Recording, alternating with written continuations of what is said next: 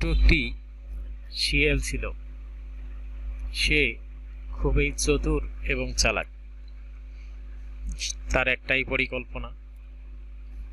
কাক একটা পনিরের টুকরা পেয়েছে।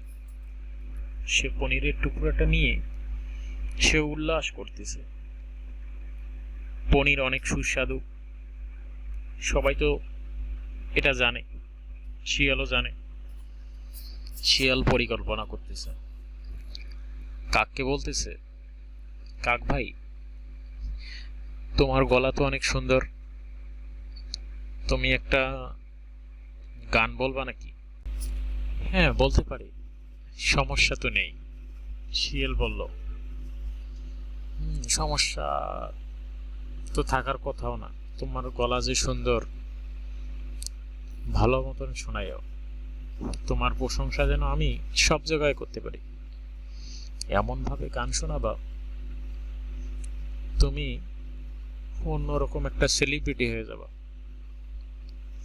শিয়াল ভাইয়া, সেলিব্রিটি আবার কি? সেলিব্রিটি বোঝো না?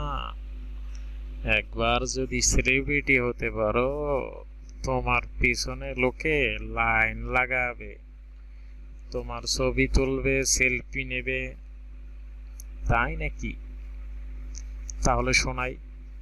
যখনই গান গাইতে ধরছে, পনিরের টুকরো নিচে পড়ার সাথে সাথেই শিয়াল নিয়ে দৌড় মেরে পালিয়ে যায়।